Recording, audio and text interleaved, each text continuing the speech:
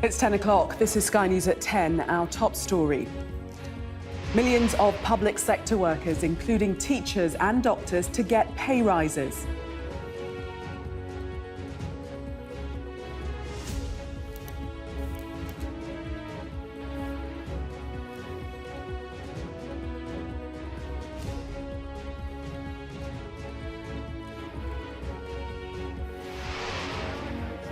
Revelations that BBC journalists were looking into Hugh Edwards even before the Sun articles were published. Footballer Dele Alli reveals he was sexually abused when he was 6 years old. I was winning the fight, going into training, smiling, showing that I was happy. But inside, I was definitely, losing the battle. Forest fires in Europe as temperatures reach 40 degrees and continue to rise. Lights, camera, strike. Hollywood actors vote for industrial action as Cillian Murphy, Emily Blunt and Matt Damon walk out of London premiere. And we'll take a first look at tomorrow's front pages in our press preview from 10:30.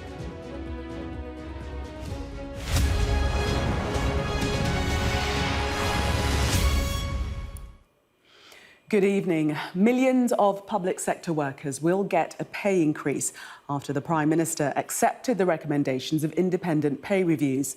Teaching unions suspended all their planned strikes following the announcement, with a hope that the rise will help retain teachers in the profession. Let's take a look at what has been announced.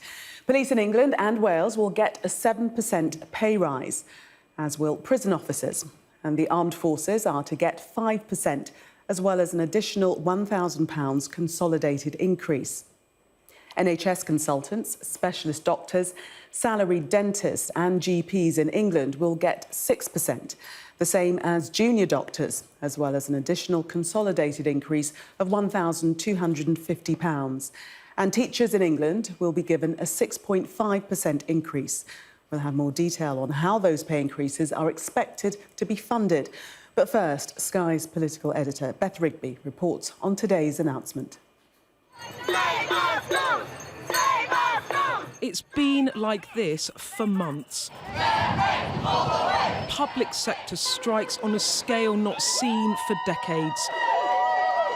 Hurting our hospitals, schools, railways, airports. Today, the Prime Minister finally trying to call them off with an up to 7% pay offer for millions of workers. I can confirm today that we are accepting the headline recommendations of the pay review bodies in full. But we will not fund them by borrowing more or increasing your taxes. It would not be right to increase taxes on everyone to pay some people more. An estimated £5 billion pay rise for millions, paid for through existing departmental budgets, and an increase in the levy migrants pay for NHS access. Today's offer is final. There will be no more talks on pay, and no amount of strikes will change our decision. The PM walking away with a quick win as teaching unions told members to accept the offer and call off autumn strikes. Our members have won this 6.5 and won this 900 million and won these movements on workload that the Prime Minister has signed up for. That's why I think members should now bank the success that they've made. It's saying that this is value to you, but actually you brought in an anecdote, haven't you? The government promising that extra money for pay won't come out of schools' budgets, which unions say are already underwater. Still, after making cuts and looking at everything very, very closely, we are kind of just in line, maybe slightly below, depending on actually how the funds are allocated. So to be honest, until I actually see the revenue come in, I'm very, very skeptical. Junior doctors who've just begun a 5-day strike rejecting the offer outright. This is another offer that has been imposed on us without our consent, without our negotiated agreement, and it just goes to show how out of touch the government is. When Rishi Sunak says they're not going to talk, and no matter how much we strike, I think we're going to see in the future, really, if that statement holds up to truth. After months of rows over pay, the Prime Minister has accepted the pay review body recommendations, all too aware that failure to do so would have prompted a wave of industrial action and public anger directed at a government already 20-plus points behind in the polls. This pay deal is further than he initially wanted to go, but I'm told that the Prime Minister is hopeful that unions will meet him halfway. But already the signs are that strikes will continue in some sectors, while the PM is also now facing questions about where cuts will fall to pay for it all. Mr Sunak will hope ending school strikes will endear him to some voters, but he's far from drawing a line under the strikes damaging the country and him. Beth Rigby, Sky News, Westminster. In announcing the offers, the Prime Minister was clear there will be no further borrowing or an increase in taxes to fund them. So how will they be paid for? Our business correspondent Paul Kelso has been looking at the numbers. The Prime Minister has accepted the recommendations of independent pay review bodies who, it turns out, agree with what workers and unions have been saying for months. Wages have to rise if public services are to remain sustainable. So, police and prison officers will get a 7% pay rise. Teachers get 6.5%, junior doctors 6% and the armed forces 5%. Now, this is much higher than government budgeted for. They'd allowed for a 3.5% increase, which leaves £5 billion to find, £2 billion this year and £3 billion next, which Rishi Sunak says will come without any new spending or borrowing. He says around £1 billion a year will come from increasing the cost of migrant visas and the surcharge they pay to use the NHS, though in 5 years that raised less than £200 million a year. The rest will come from efficiencies. That's cuts and delayed planned spending. So, is it fair? Well, this week the ONS said that public sector pay was already rising at 5.8%. That's the red line here. You can see it's already in the band of these pay increases, which we shaded in blue. But it's still below the private sector pay average of 7.7% here in yellow and well under inflation, still running at 8.7%. Well, what does that mean for the cost of living?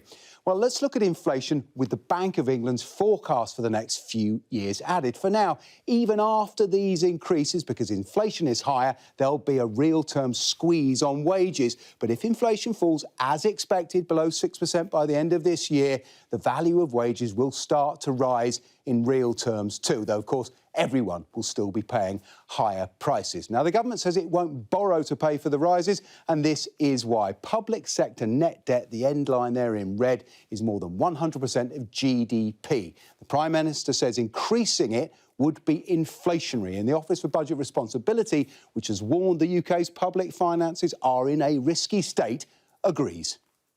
The context in which this Chancellor is working is much more challenging. He's got a much higher level of debt, and the interest on that debt is rising, and it's rising rapidly. And that's eating into his room for manoeuvre, that's eating into the fiscal space he has to deal with these pressures on the public finances.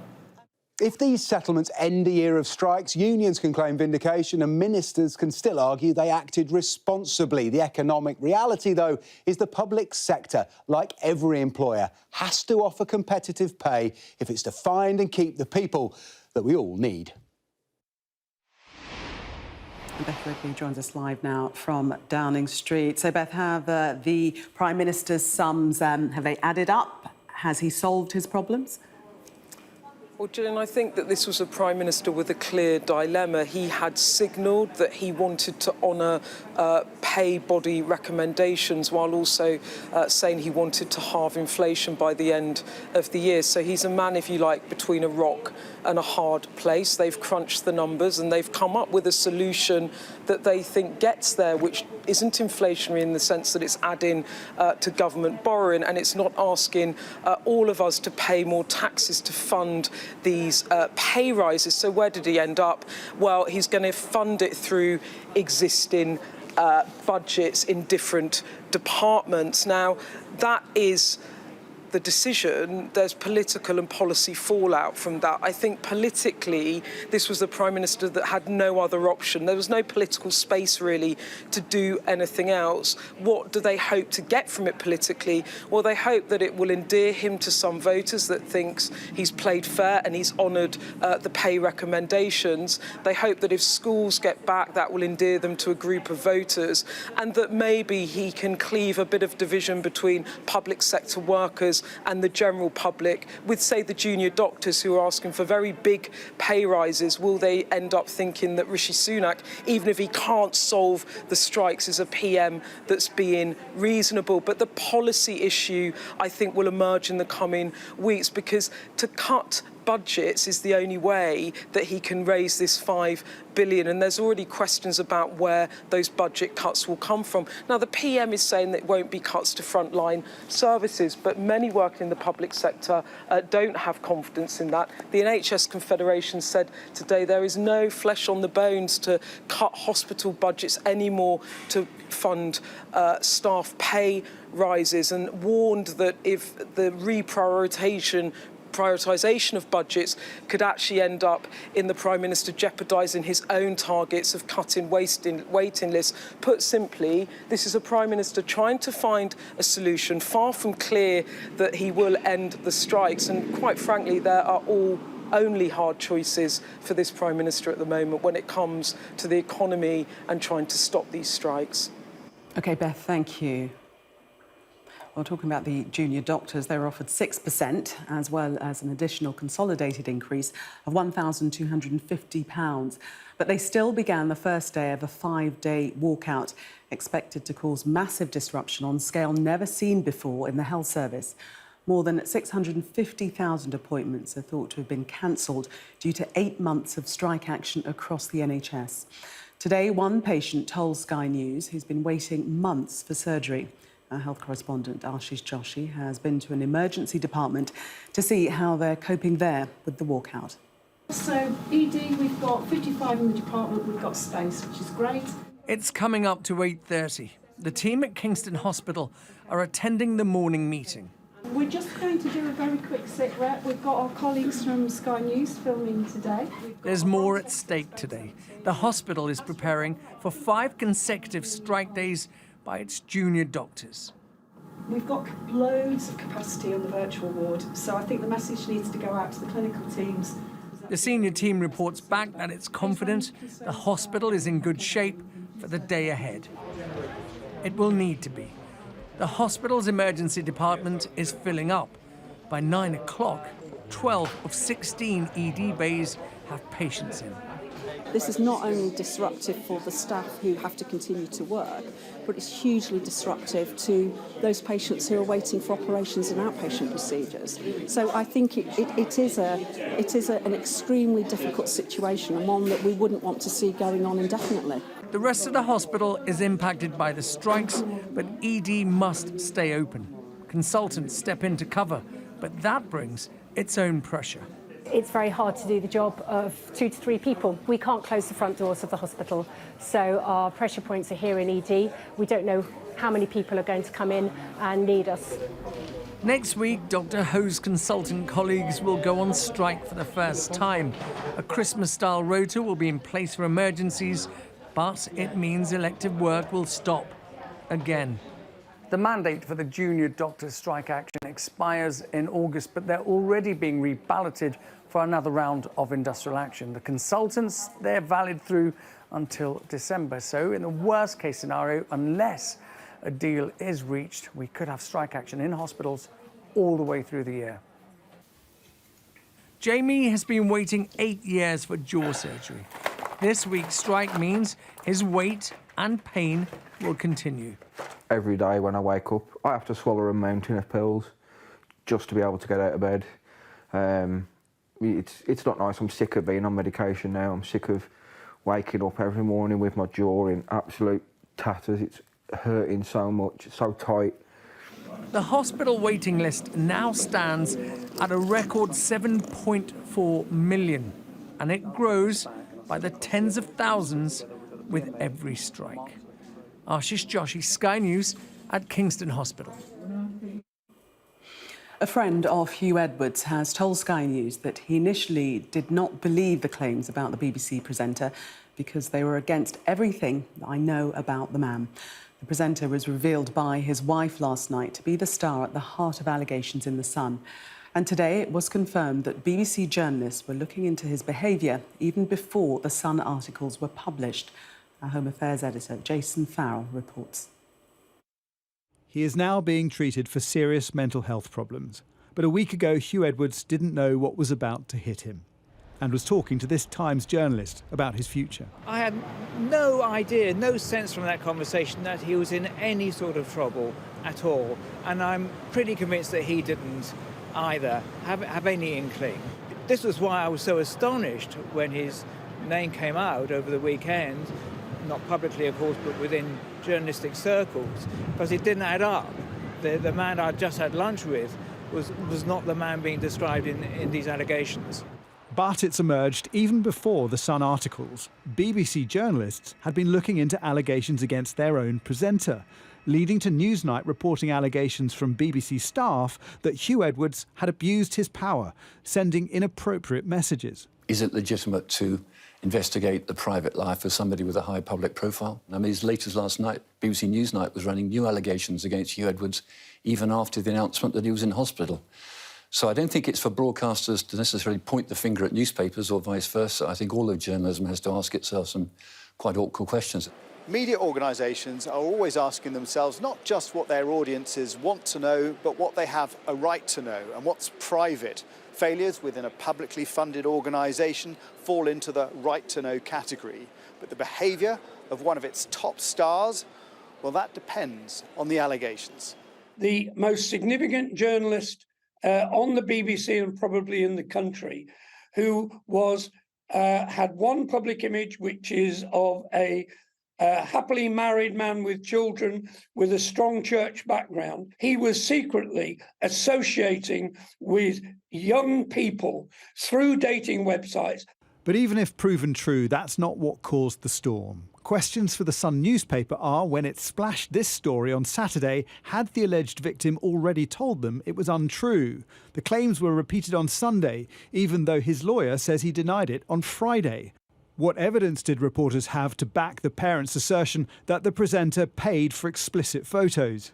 And then publish the parents' claim the BBC had lied about their knowledge of this.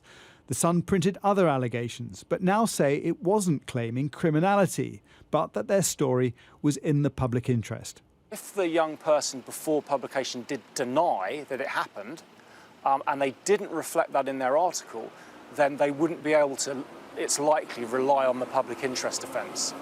But the Sun's journalism has left the BBC investigating its highest profile newsreader and whether its own procedures helped cause this crisis. Jason Farrell, Sky News. The footballer Dele Alli has said he was sexually abused when he was 6 years old by one of his mother's friends. The 27-year-old, who once played for England, was speaking to Gary Neville on his YouTube channel, The Overlap. Our North of England correspondent Shingi Marike reports. Oh, what a brilliant goal for Dele Alli. He was once one of football's biggest, brightest young stars. His goals and his skill marking him out as a prodigy. But then came a decline in form. Now he explains how struggles off the pitch have dominated his life. I was waking up every day and I was winning the fight, you know, going into training, smiling, showing that I was happy. But inside I was definitely, losing the battle. The battle he describes started when he was a child. He says he was molested by one of his mother's friends at the age of 6, before taking up smoking at 7 and selling drugs at 8. In more recent times, he's been fighting an addiction to sleeping pills, leading to a recent stint in rehab. I got out 3 weeks ago, I think. That recent? 3 weeks ago, yeah. And if I'm being honest, I probably wouldn't have wanted to talk about it this soon. I think maybe give it a little bit more time. But I am feeling in a really good place and I feel strong enough to do this. I think it's important. The Prince and Princess of Wales called him brave and inspirational. There was also an outpouring of support from his fellow players. This former Tottenham star, who coached him at the club, hopes by speaking out, Dele can move forward. He actually expressed to me certain things about his tough upbringing. I'm just hopeful that this kind of getting this off his chest. You know, it's a big thing for him, and like I said, now we can get back to just playing football. But it's clear this is about more than just a game now. If I help one person to come out and change their life and potentially save their life, then that's all I need from this. Footballers, like everyone, face trauma, but their ability to inspire means when they speak out, it matters. Shingi Marike, Sky News, Liverpool. Parts of Europe are in the grip of a heat wave with temperatures reaching 40 degrees and rising. In Croatia, tourists and locals were evacuated as fires engulfed homes and resorts. And in Greece, there were reports of temperatures reaching 43 degrees.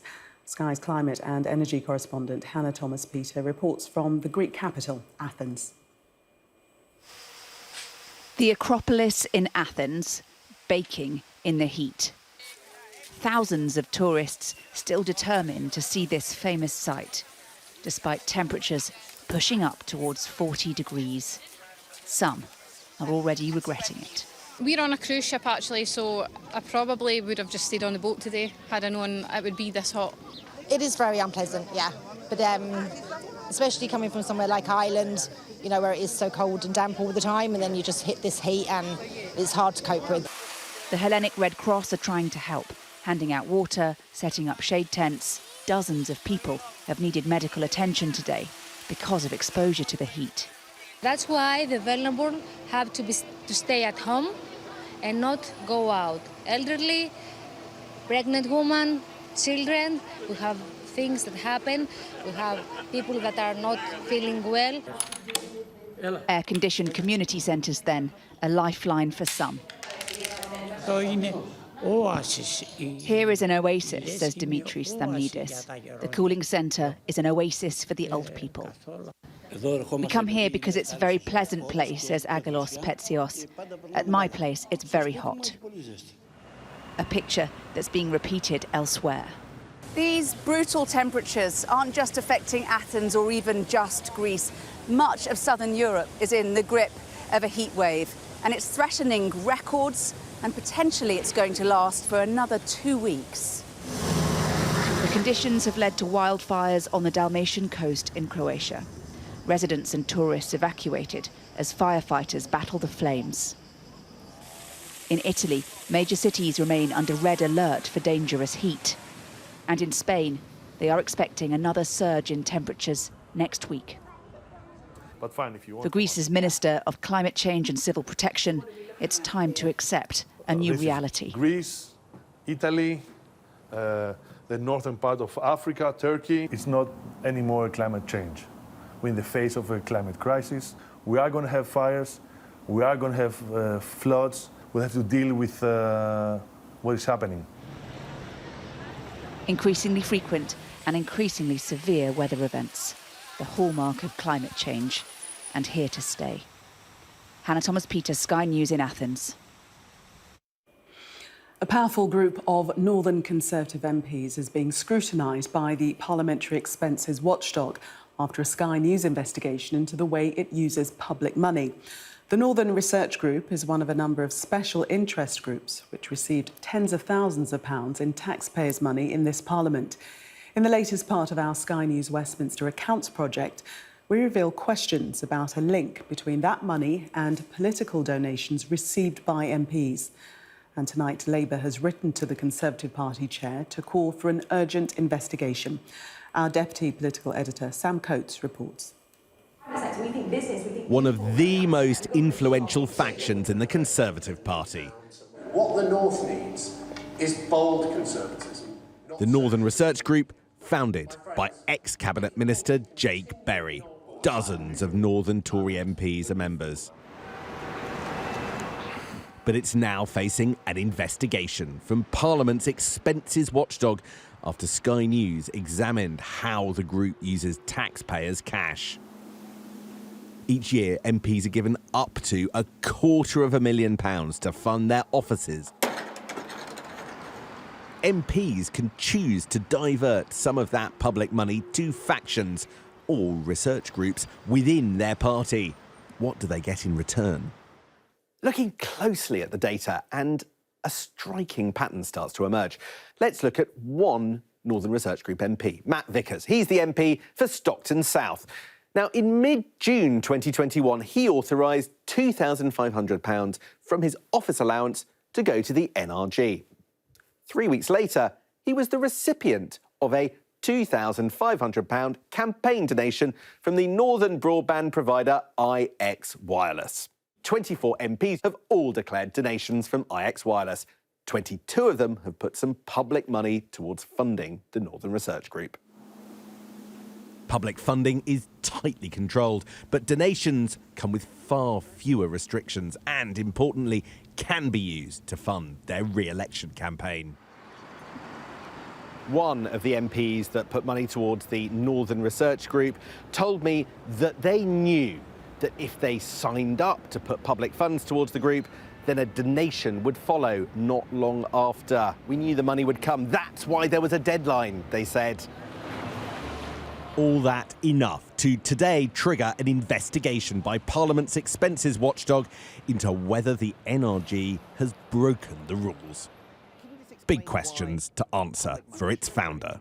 I actually think you're doing a massive disservice at Sky, trashing northern businesses who want to support northern MPs. Well, there's no, as I said, there is no connection between your membership and receiving political donations.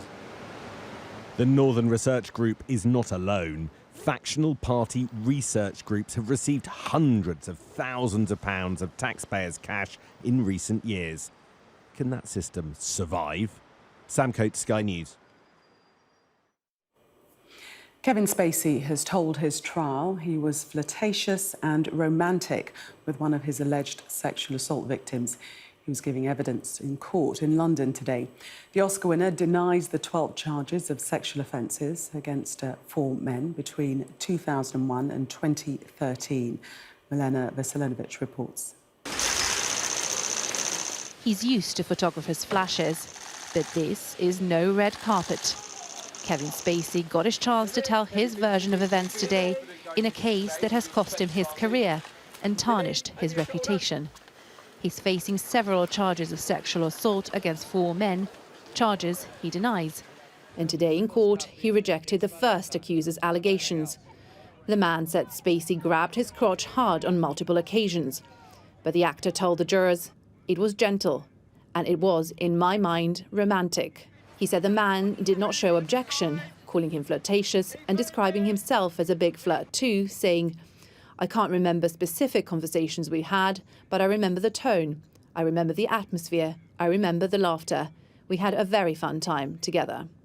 Kevin Spacey started his testimony looking relaxed and confident, but when he was asked by his barrister how it felt to first hear about the allegations, he said that he was crushed and that he felt like he was being stabbed in the back. And as the day wore on, he was increasingly emotional, at one point tearing up on the stand. The House of Cards star said his world exploded within days of the first allegations emerging. It spoke of how the case left him ostracised and financially ruined. For him, this is a chance to not only ensure that he doesn't go to prison, but also, hopefully, for him to regain his life and his career as it was before. For that, his audience is now a group of 12 jurors, and it's their decision that will determine the fate of not just his career, but his whole life. Milena Veselinovic, Sky News. Cillian Murphy, Matt Damon and Emily Blunt are amongst a group of stars who've walked out of the London premiere of the Oppenheimer tonight. The stars left the red carpet as actors in Hollywood voted in favour of strike action. Sky's US correspondent Martha Kellner tells us what it's all about. There's no shortage of support for the strikers here. And this resistance is about to swell in size. Hollywood's writers, who have been treading these pavements for 2 months now, are being joined by the actors who bring their words to life. We'll figure it out. I feel like we're a resilient bunch, and LA is a union town, and we're gonna go as far as we need. I feel like it's war. Honestly, I feel like it's war. You hear me? It's war! A dual strike hasn't happened since 1960. It will bring the TV and film industry to a grinding halt. How long are you willing to be out of work for? As long as it takes. You chose the wrong group to mess with in terms of not being employed, because we're good at this. Negotiations with production companies broke down over royalty payments, which actors say are pitiful. They also fear the rise of artificial intelligence taking away jobs. The union president announced the strike. We are the victims here. We are being victimized by a very greedy entity. I am shocked by the way the people that we have been in business with are treating us. I cannot believe it. At the Oppenheimer premiere in London, actors like Cillian Murphy and Emily Blunt walked out as news of the strike was confirmed. The traditional production studios and the streaming giants like Netflix and Amazon say that they put a fair deal on the table and that actors' demands were unrealistic. The two sides seem further away than ever. Hollywood is still recovering from the pandemic and an economic crisis. It will now be a case of who blinks first. Martha Kellner, Sky News, Hollywood. Well, that was Sky News at 10. Coming up, we'll take a first look at tomorrow's newspapers in the press preview, including this story on the front of the Financial Times about the new public sector pay rises and the Prime Minister's call to unions. Tonight, we're going to be joined by the former Conservative Special Advisor, Salma Shah, here in the studio, and the columnist and broadcaster, Steve Richards. Do stay with us.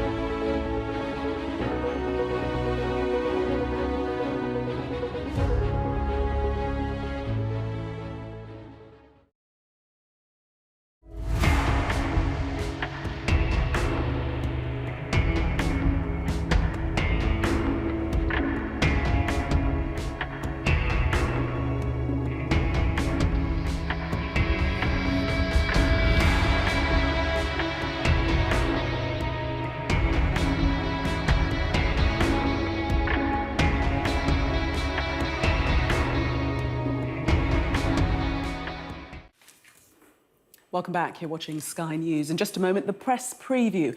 A first look at what's on the front pages as they arrive. But first, our top stories. Millions of public sector workers will get a pay rise after the Prime Minister accepted the recommendations of independent pay review bodies. But junior doctors are continuing strike action.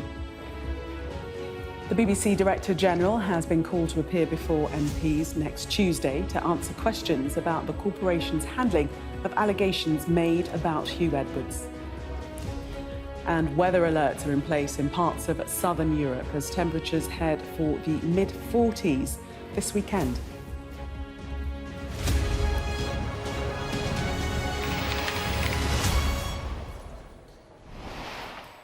You are watching the press preview, a first look at what's on the front pages as they arrive. It's time to see what's making the headlines with the columnist and broadcaster Steve Richards and the former Conservative Special Advisor Salma Shah. They'll be with us from now until just before midnight.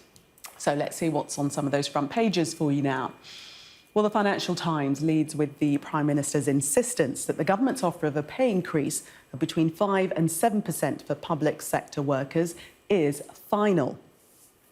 The Guardian, however, says that very statement has angered the leaders of the health unions. And with junior doctors on a long strike from today, the Telegraph says they too are now under pressure to give up their action and accept what's on offer.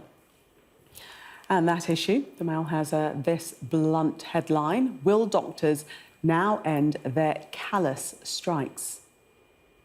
The Eye says 1 million workers will benefit, but that the books will be balanced by cuts in government department budgets rather than new borrowing. The Express, meanwhile, says fees paid by migrants when they come to the UK will also go towards funding the increases.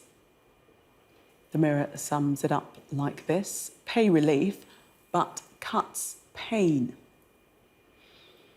On another story, footballer Dele Alli's revelation that he was sexually abused at the age of 6 and that he's just come out of weeks of rehab for sleeping pill addiction. That's the top story for the Metro. And the Star has a story about climate change and its effects on bees. And a reminder that by scanning the QR code you'll see on screen during the programme, you can check out the front pages of tomorrow's newspapers while you watch us. And we are joined tonight by Steve Edwards and Salma Shah. Welcome to you both, one in person and one remotely. We're mixing it up tonight. And we're going to start with the Mail. And this headline: will doctors now end their callous strikes? This is the Mail dubbing them callous, isn't it, Salma? Yes, it is. And you can sort of expect where the newspapers are going to go in terms of their titles as to what position they're going to take on the strikes. And the Mail has been very strident with this big front page on doctors continuing, and junior doctors certainly saying that they're going to continue with the strikes, whilst teachers and the teaching unions have responded positively, saying that they would ask their members to end the wave of classroom strikes.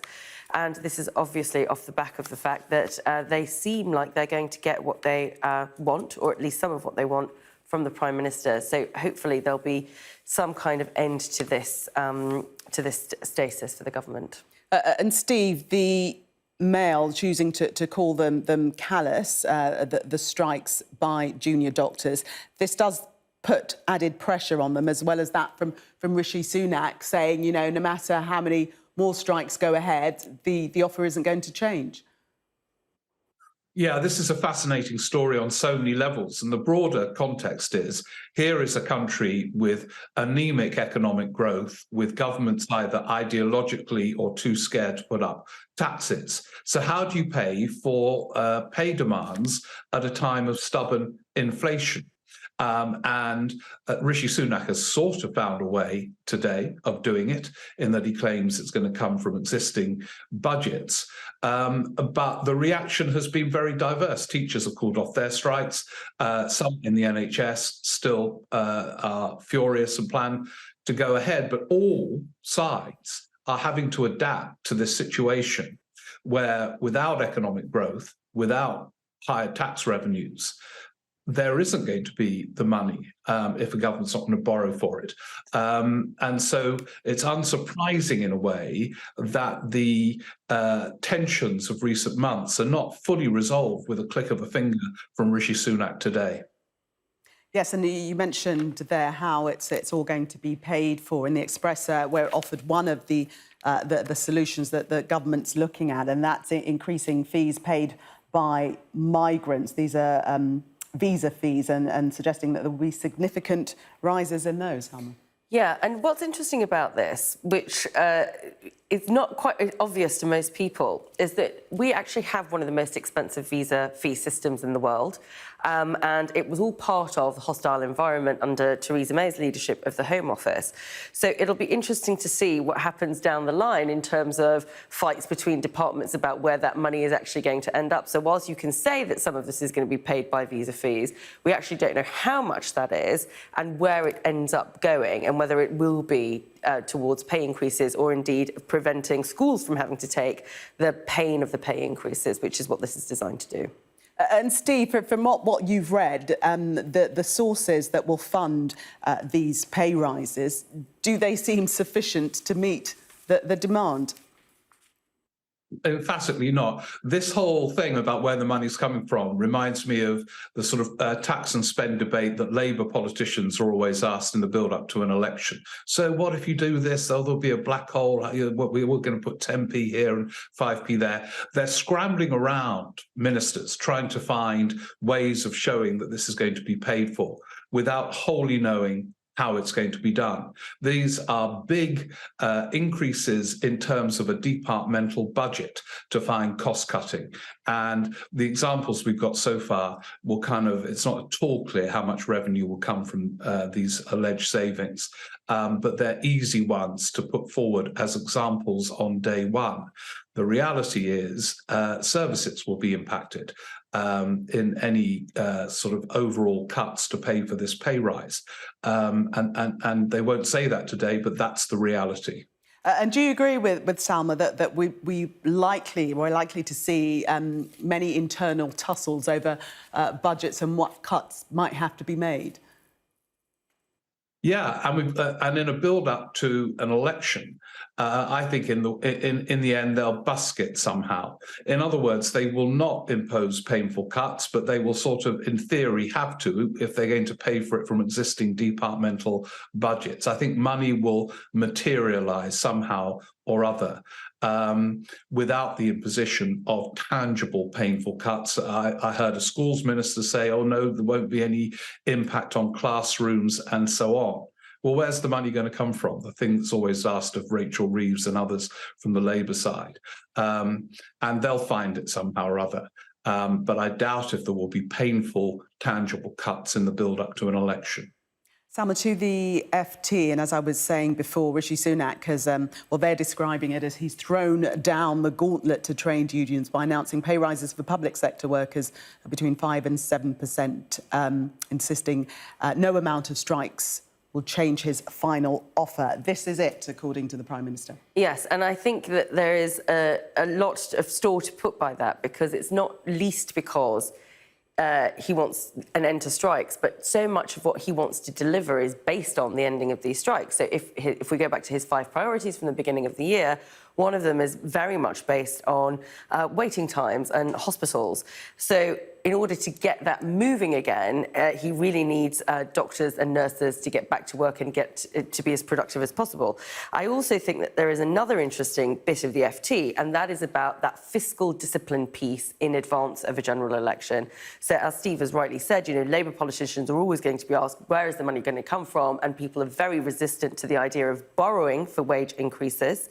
And so you've got here, Hunt promises no extra borrowing. So at the same time, he's trying to manage these two things, the fiscal discipline and trying to meet one of his key 5 pledges.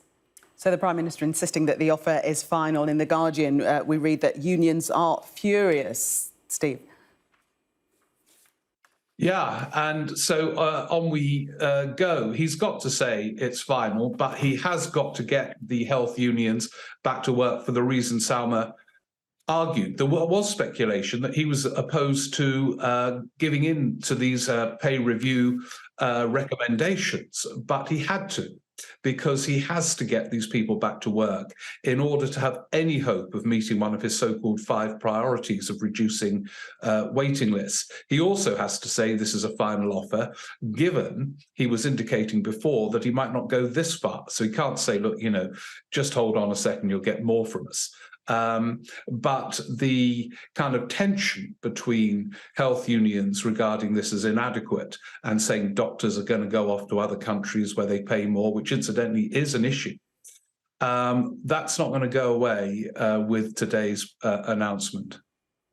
Yes, and Salma, the Mirror suggesting or predicting that the cash coming from existing budgets will mean that there will inevitably be cuts to services. Yeah, I mean, and that's just without doubt. You've got high inflation, real terms, finding new budgets, it's going to mean cuts. And so we go back to the point of there's going to be arguments, there are going to be tensions, and there are going to be a whole host of bad stories that are going to come out as a result of cuts to services. Steve, they use the phrase robbing Peter to pay Paul. Well, yeah, but as I say, in a pre-election year, the amount of robbing that goes on internally is pretty limited. I think, you know, they are being tough. They are proclaiming fiscal prudence, fiscal conservatism within the context of accepting the pay review propositions. But I wonder whether there will be painful cuts in the build-up to the election. I think it'll all be pushed beyond the election. Salma, let's quick look finally at the eye and questions about whether the government's approach is the correct one to handling the public pay sector dispute and actually not wanting to borrow more money. Are they going about it the right way? I mean, they don't have a lot of options and they don't have a lot of room to manoeuvre. And I think what's interesting here is that the eye says that UK public debt is on course to hit an eye-watering 310% of GDP by the 2070s. And so, you know, pushing that message forward is certainly at the forefront of the Prime Minister and the Chancellor's mind at the moment. Are they handling it well? There's a lot of mixed messages going on. You know, are they going to accept the pay review? Are they not? And so we finally have this out. I think they could be a lot better about the communications and the messaging. We shall see whether they have handled it well, resulting in whether the strikes continue or not. Salma and Steve, for the moment, thank you. We are going to take a break coming up. It's understood the BBC was preparing its own investigation into Hugh Edwards' conduct before the allegations about him came to light. We'll be discussing that next. Do stay with us.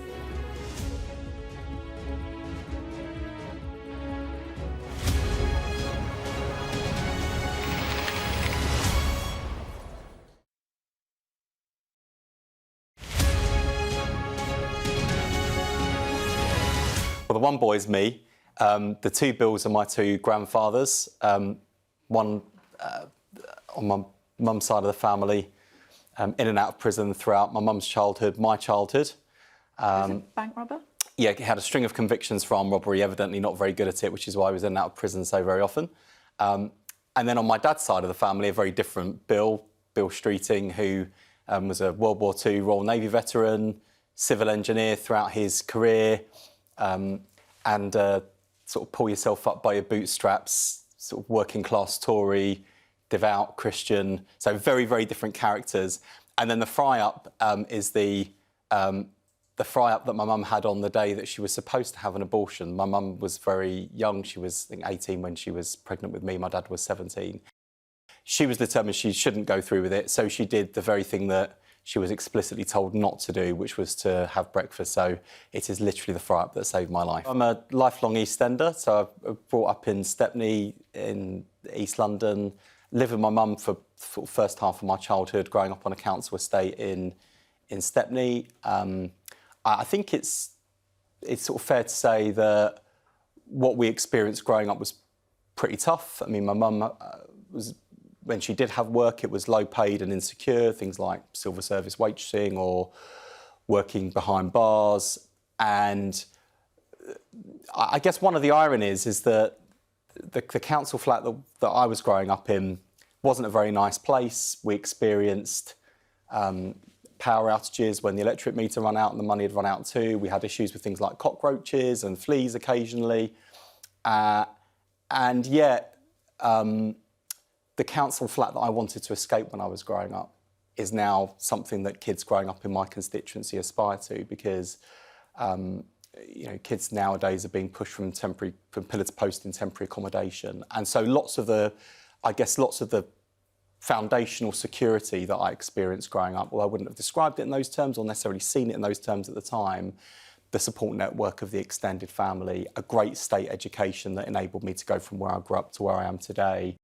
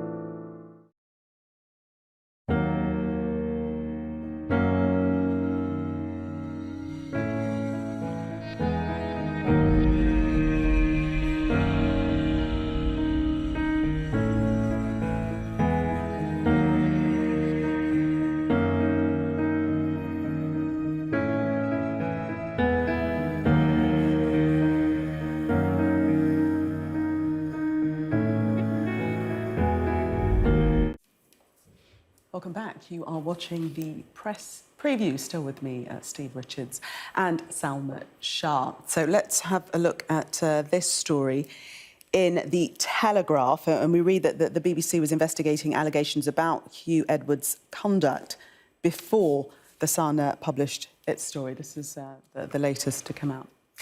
Yeah, and what's interesting is that, you've already mentioned that Tim Davie, the Director General of the BBC, is going to be up in front of a parliamentary committee next week. And this is clearly going to form part of their questioning. And so, one of the questions that sort of jumps out at me from this story is, how was the handling been? And from my perspective, it's not been great, because on one side you have the editorial now that we understand has been investigating Hugh Edwards, and on the other side you've got the corporation and the corporate side of the BBC as, presumably defending Hugh Edwards behind the scenes before his name came forward. So I think there's going to have to be some serious unpacking and how the BBC has actually handled this and what their processes and protocols have been around this instance. Steve? Yeah, I mean, I've covered a lot of so-called BBC crises, and Salma and I have both worked at the BBC. And I remember one of the other big crises, I won't go into any of the details, asking one of the managers, for me to get a sense of who's running the BBC response to this crisis, who should I speak to? And they said, well, it's all a bit complicated. And I knew there would be trouble ahead. And it's always hard to kind of find where the lines of responsibility and accountability are often at the BBC, and that's part of the problem. But what I would say also is this, that yes, it's interesting that the BBC news side were investigating Hugh Edwards, but over precisely what? What form were these texts? If it's flirtatious texts, he wouldn't have been the first person in a newsroom to do that. I'm not saying there isn't a human interest story here. Clearly there is. But still, weighing up its significance is difficult until we know more about it.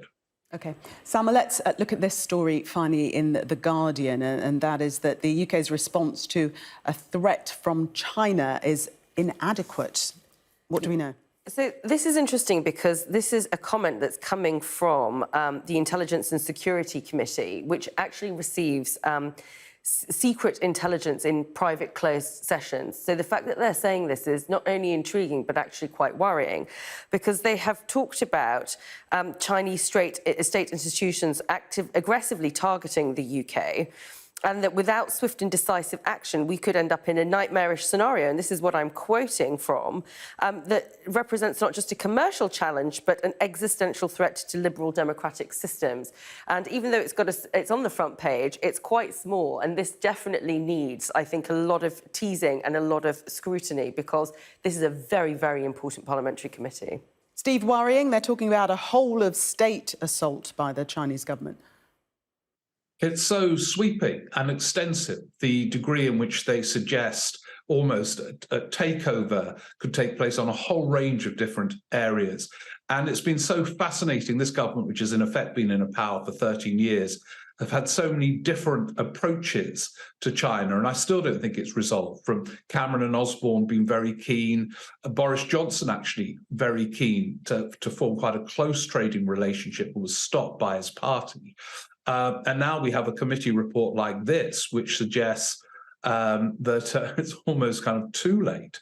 And so mastering what to do about this increasingly economic and defence superpower is one of the great challenges. And there has been no coherence in the last 13 years.